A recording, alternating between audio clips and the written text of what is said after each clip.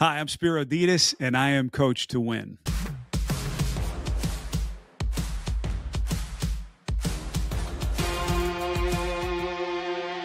Go get me some knowledge. I can't even imagine you're 25 years old and you get to be the play-by-play guy for the freaking LA Lakers.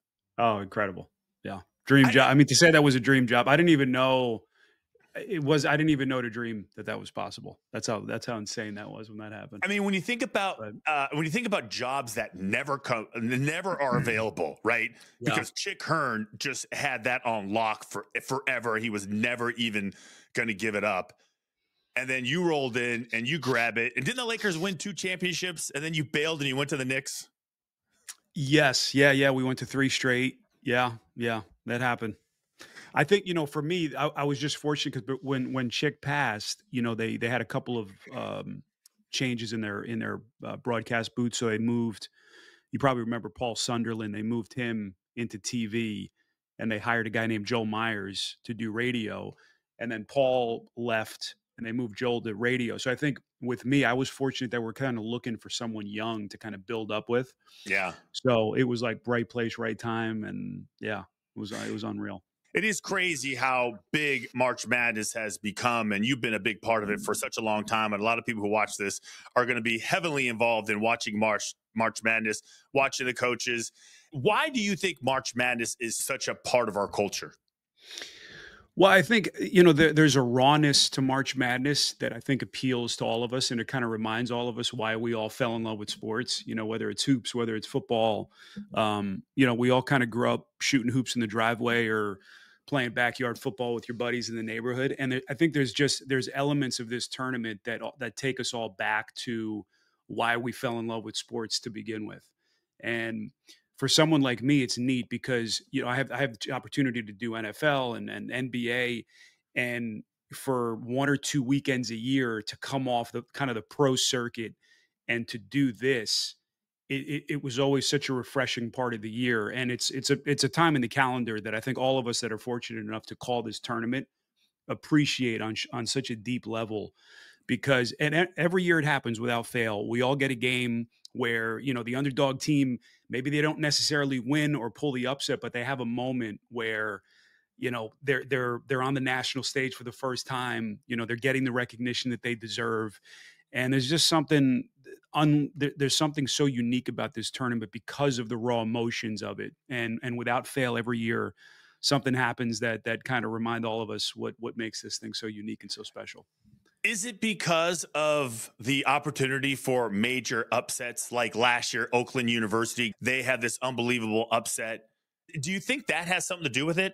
Oh, of course. Of course. I mean, it's, there's something innate in all of us that I think, makes you want to root for the underdog, for David going against Goliath. And, I think back to, I grew up in Jersey, to see St. Peter's a couple years ago, a small school out of Jersey City, go up there and knock off Purdue and to go toe to toe with some of these blue blood Power 5 schools. There's something about that I think is really appealing and a very foundational level, captures, I think, Christian, even the casual fan who's going to be popping on and watching a couple of minutes in this tournament. There's something that appeals to them with this tournament that's different than any other sport because of all the elements that we just mentioned. And, I know now NIL and some of the other things that are changing, the portal, it feels like something is changing a little bit, but not a little bit, maybe more than a little bit. But I think for these next 3 or 4 weeks, it still takes us back to why we all fell in love with the sport. And I hope that we hold on to that, because every year we hear maybe they're going to expand the tournament. And obviously we don't know where NIL is going. I think it's going to continue to change the sport on a really large scale. But I just hope that this tournament stays as sacred as we can possibly hold it here in the near future. Do you think they'll add more games right now? No.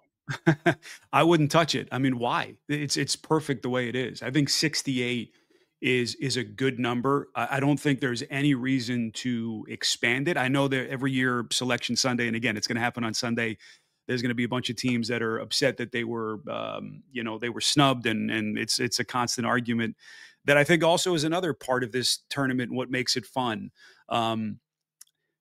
if you're asking me, I wouldn't touch a single element of this tournament. I think it's perfect the way it is. I was encouraged yesterday with our boss, David Burson, the head of CBS, when he was asked during the media conference call. I thought that David, you know, indirectly said that I hope we don't touch this tournament. I think it's good the way it is. And man, if it ain't broke, don't fix it. I think this thing is I wouldn't do a thing. Yeah, I'm with you. I feel like everyone, it always seems to be like, how can we make more money on this? And they end up just screwing up. I'm curious to know your opinion on this because this is the time of year where regular Joes start getting involved in college basketball. And then they Mhm. go, oh, Oakland University is in the tournament. And they go look on the map in California and they have no idea that it's in Michigan, right? They look at Bryant University. They look at some of these smaller schools, High Point, and they probably have absolutely no No idea. idea. And they're in all these schools, these D1 basketball schools, Spiro, they're playing it almost like a glorified high school gym. Right. Mhm. Maybe they get 2,500 people, and now they're playing against these unbelievable colleges with these unreal histories. So, with that, what do you think goes into an upset? What are some of the traits that go into that? Well, I think the elements you just mentioned, small school, a school that is not normally in the spotlight, small conference school, going against a Power Five. I think, for it to be a true upset, I think the team being upset has to be truly in one of those big conferences. And Jim Spinarkle, my partner, and I, and John Rothstein, who'll be our sideline reporter, we're going to go. We'll be in Dayton for the first four, Tuesday and Wednesday. We did it last year. We'll do both nights, and then we'll go to a second round site.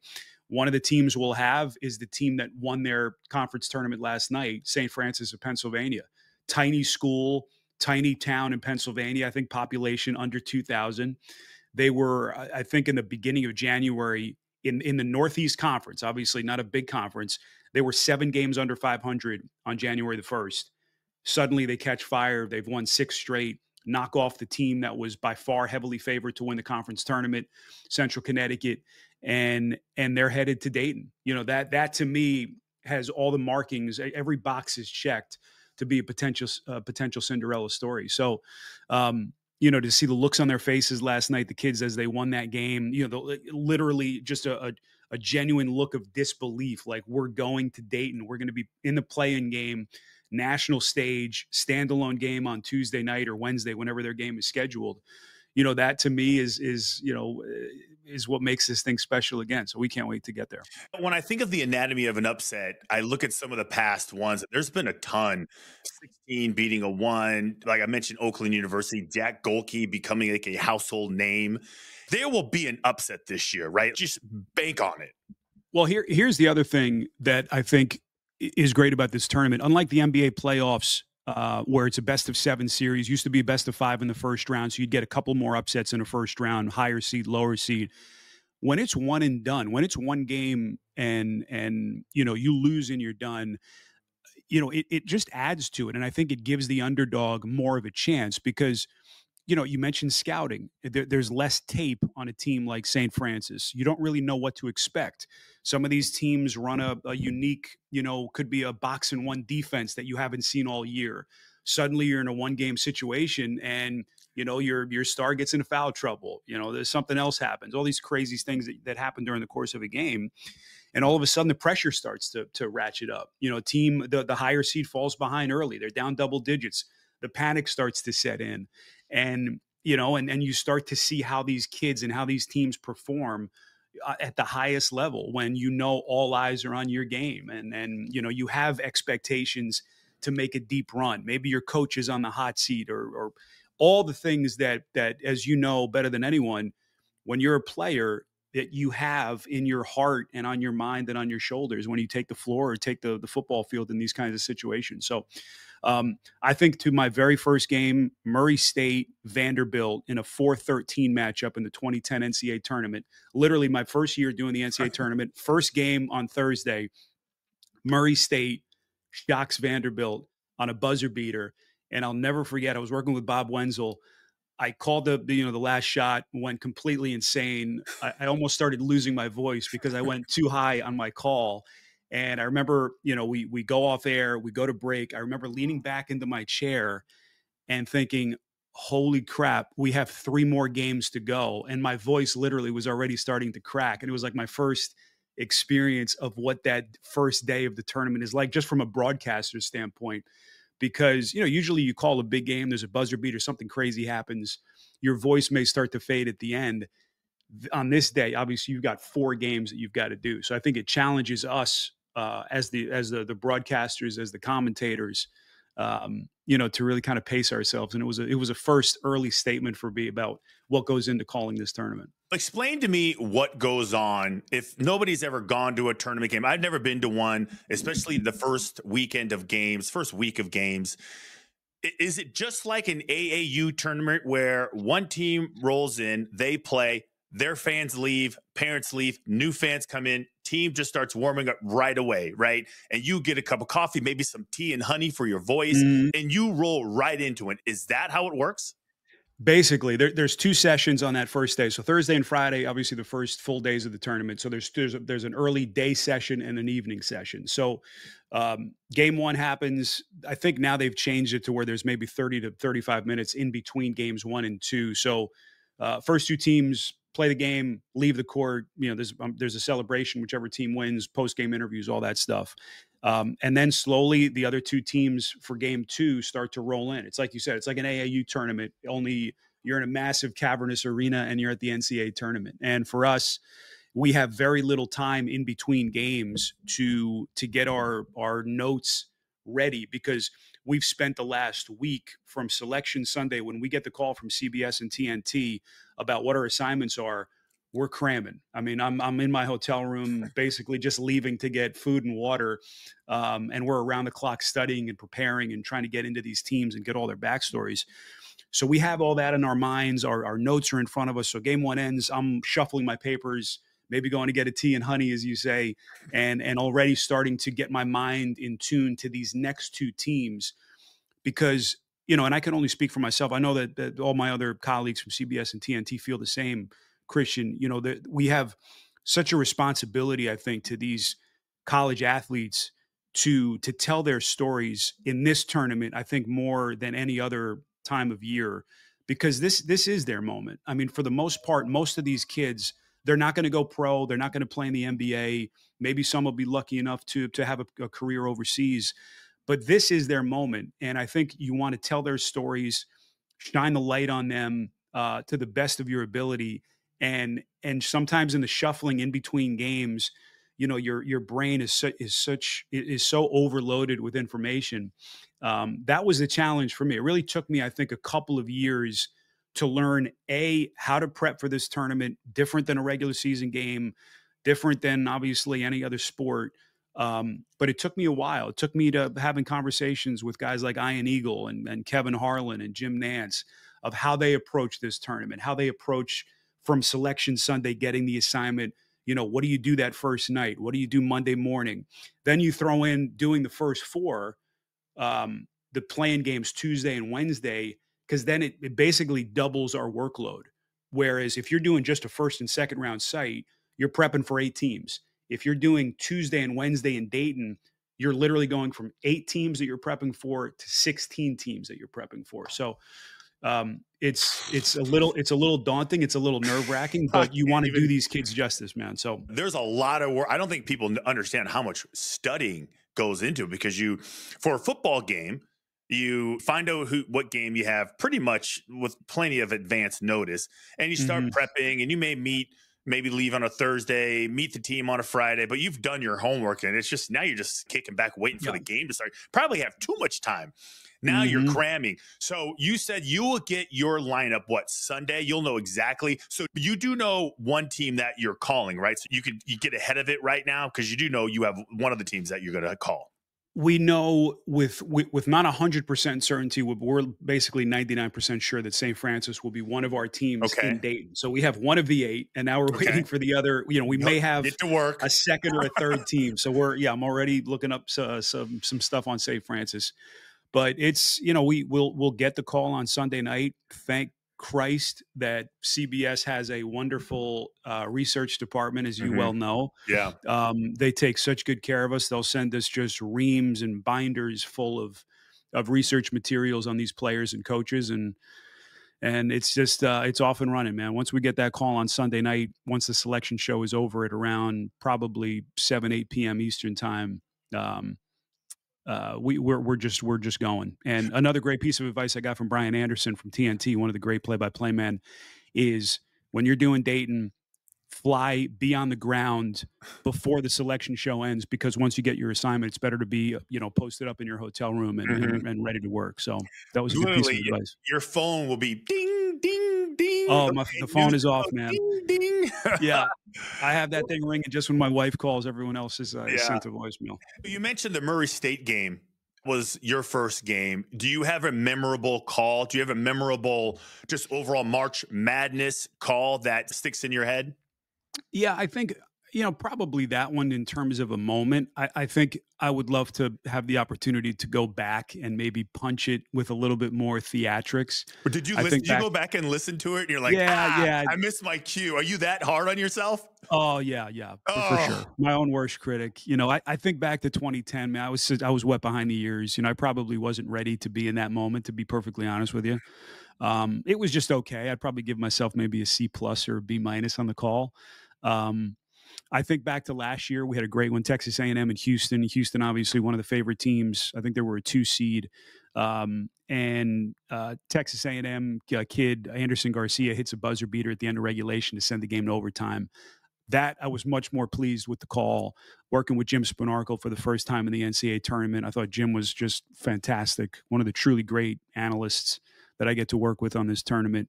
And I think you just learn. I mean, it's constant self evaluation. It's constantly listening to tapes, making a little checklist. Hey, liked what I did here. Maybe I could change A, B, and C. And it's like being an athlete. I think people think you just roll up to these games and you work and you put the headset on and you do the game and you go home. It's not like that at all. I think this is, the truly great announcers that I've looked up to and tried to emulate are the guys that really get into the minutia of what this is. Obviously, the preparation's a big part, but then you have to go put that into words. You have to be able to perform when that red light comes on. And I think it's repetition, it's getting comfortable, it's getting comfortable in your own skin, who you are as a broadcaster. And I think having done this tournament now and having, the opportunity to do NFL and NBA for a number of years, you get to the point where you're comfortable in your own broadcast skin, I think is probably the best way to put it for me. okay. So be honest. When you get your list of games that you're calling, you get your schedule. Are you also thinking about catchphrases? Are you thinking about a boom goes the dynamite type of catchphrase? Do you have one? I don't even know. Maybe you have one. I haven't heard it. I haven't heard it during football games, basketball games. If I ever get the urge to say something like "boom goes the dynamite," I know it's time to hang it up and then maybe move to Uh, Greece and it's over.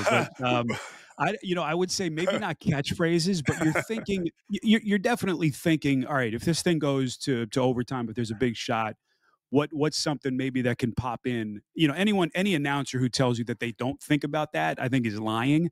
I think you can get into an issue when you start to try to script things, when you literally yeah. try to write something down and remember it. I think that's when it can maybe sound disingenuous and then not come out the way you want. But you're always thinking about, hey, where can I go if this happens, X, Y, and Z. There's so many, as you know, having done this now for a little bit. There's so many wrinkles there, but you also want to keep it spontaneous. And I Yeah. think that's where the truly, the masters of this industry, that's what sets them apart. That's what Marv Albert was so great at. In the big moments, can you excel theatrical, entertaining? Chick Hearn, who you mentioned before, maybe the best ever. Vince Scully, knowing when to lay out, knowing when to let the crowd have a couple of seconds of dead air when it's television. I think all of those elements make the truly great play-by-play people stand out. I agree with you 100%. And there is an aspect of the strength and discipline to shut the hell up and let it Mhm. breathe. How tough is it though? Because I feel like you kind of want to get involved. So how tough is it for you just to tell yourself to shut up? It's easy now only because I learned my lesson early where, I think maybe the first couple of times in that moment, you know, your tendency, as you said, is to talk and to fill the airwaves. But then when I went and listened back, first of all, you're fighting the crowd noise, places going nuts. I don't think it sounds good when the crowd's going nuts and you hear the announcer trying to fight his way through all of that. I just don't think it's good for. I don't think it's good television, and I think it's go back to what I said earlier. Self evaluation. I think it's listening to a tape. It's listening to the end of games and coming to that own conclusion. You know, this is not what it's supposed to sound like, and you know, it's the crazy thing about this business. You know, CBS is good in that they have talent people who critique us and evaluate us, but it's just one of it's as you know, yeah, the little chuckle. It's just one of those things also that I think you have to come to the realization on your own to realize what's good TV, what's maybe not good TV, and learning those lessons as you go. Do you have a favorite? Are you allowed to have a favorite? Favorite? Who you think is going to win? I know it's not official yet, Oh, but most of the conference championships are either done or almost done, and then there's going to be those others receiving votes type of teams. Is there one that you think is like your top two teams? you know, obviously I would go to all the teams at the top. You know, I'm really fascinated to see what Duke looks like. I think the fact that the ACC is down a little bit, I think Duke obviously has tremendous talent. I think everyone's waiting to see what Cooper Flag looks like, you know, in this kind of a setting with the money on the table. But the fact that they haven't really been battle tested like some of these Big 12 teams or Big 10 teams, I always gravitate toward the teams that are coming from these top conferences, you know, like those aforementioned conferences. Then again, you can make the argument there hasn't been a team out of the Big 10 that's won the whole thing since 2000, since Michigan State, which is just insane to me. So could this be the year that, you know, Tom Izzo's team or one of these Big 10 teams makes a run? I'm dancing around your question because I don't have an answer to that. I No, think, that's fine. Who knows? Who the hell knows? It's yeah, not love UConn this Houston. year, right?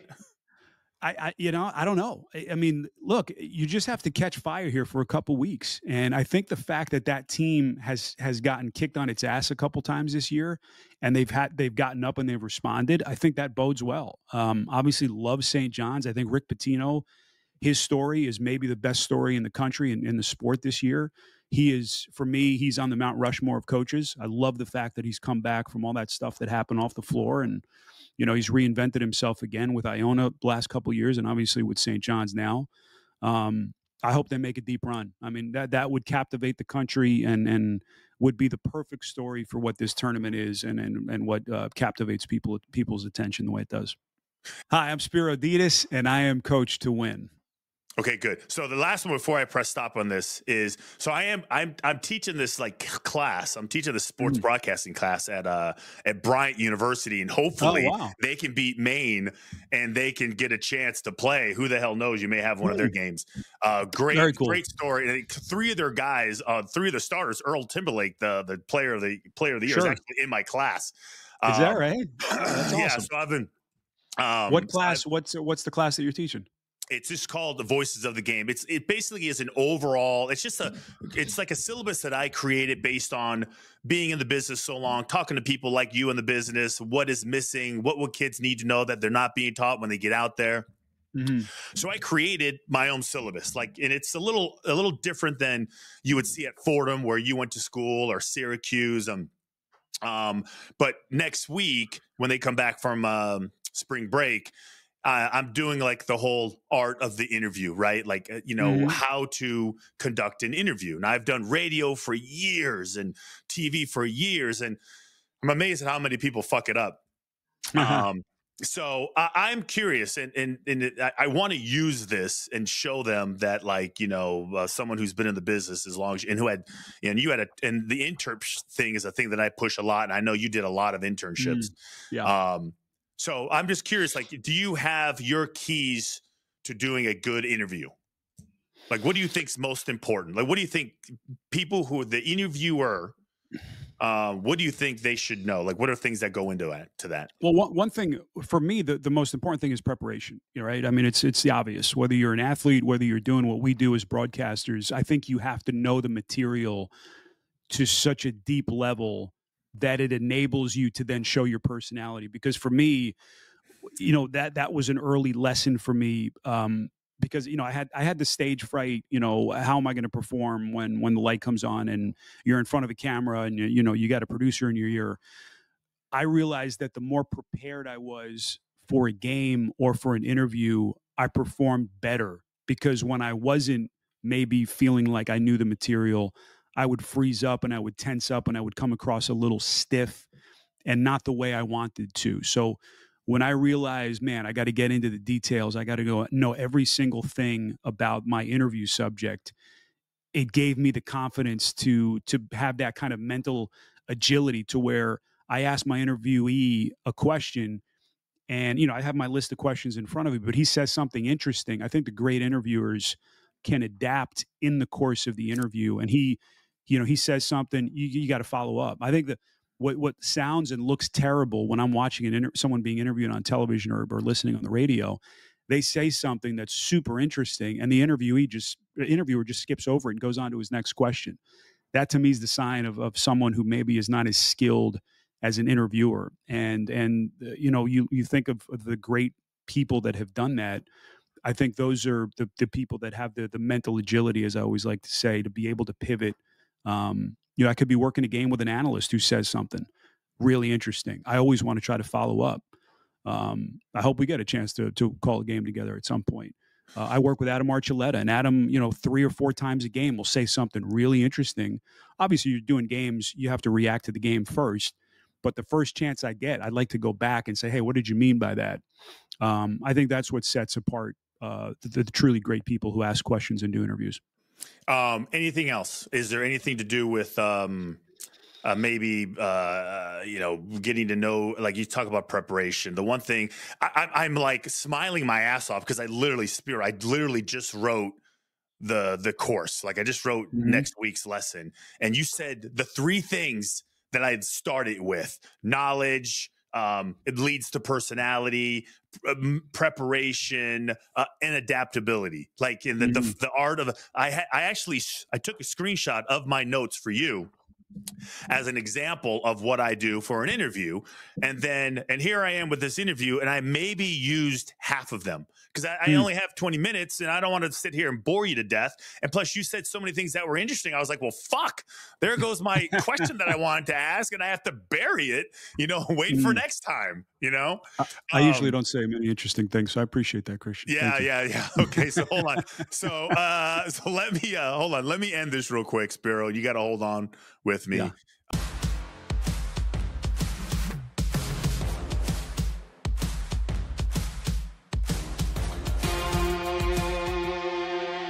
Go get me some knowledge.